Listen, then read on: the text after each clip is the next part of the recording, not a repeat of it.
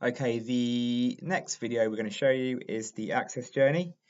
Okay, so if we go up to the menu, go down to onboarding again, click access journeys. Okay, you can see there's one in here already.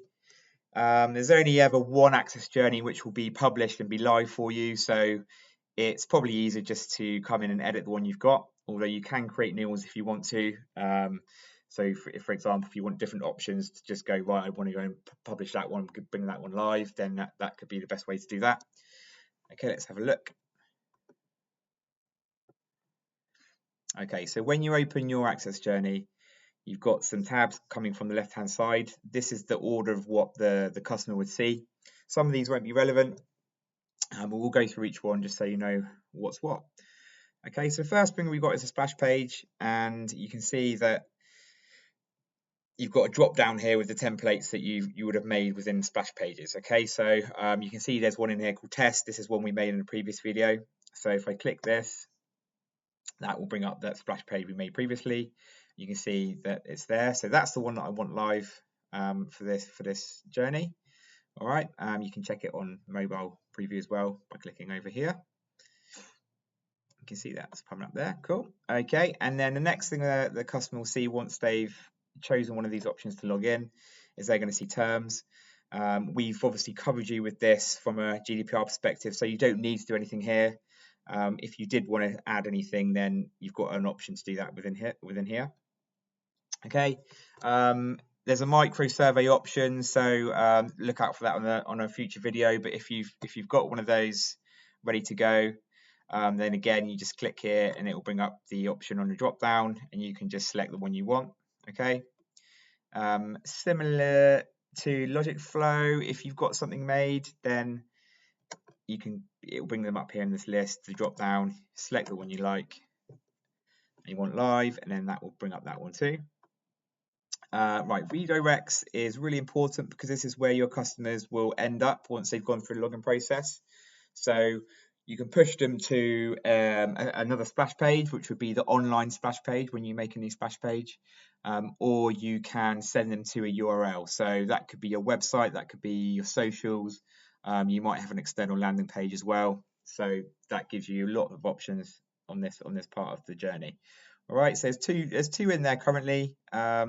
The reason you might have more than one is because if you want to send customers to different places based on demographics or on number of visits, then you can do that. And I'll show you how to do that now. So if we click on new redirect, which is over on this side here, you can see that's brought up number 3 for us. I'm gonna give that a name. Let's go Instagram URL. Just as an example, there we go. Okay, so I'll just click save on that one. And then if I go and click on that one I've just made, you'll see it brings up the settings for it again. And at the bottom, it's got conditions.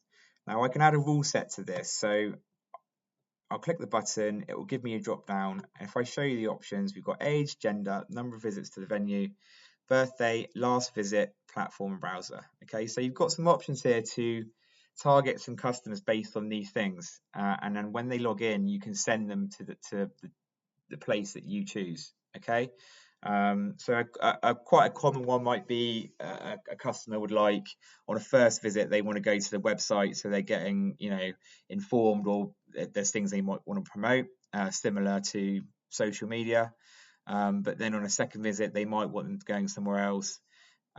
So you can actually determine, let me say for example, number of visits. I can choose is or within a range, but let's just is, and I can type in 3.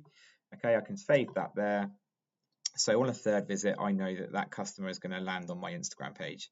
And then I can do the same for the other two, and add more if I want to. Okay, so you can determine what happens. If you just want everyone going to the same place and that's going to happen on every single visit, then you just have one of these redirects and you just send them to where you want them.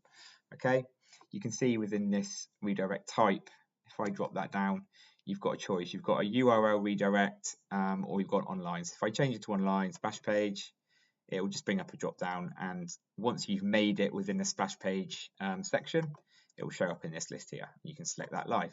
All right. make sure we're always saving what we've done. So you have to save it here and also save at the top. Okay. Now to actually get this whole Access journey live, when you saved it, you'll need to publish it.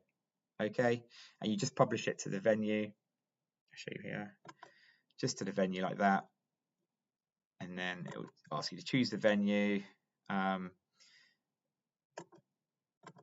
then you can just publish as we go.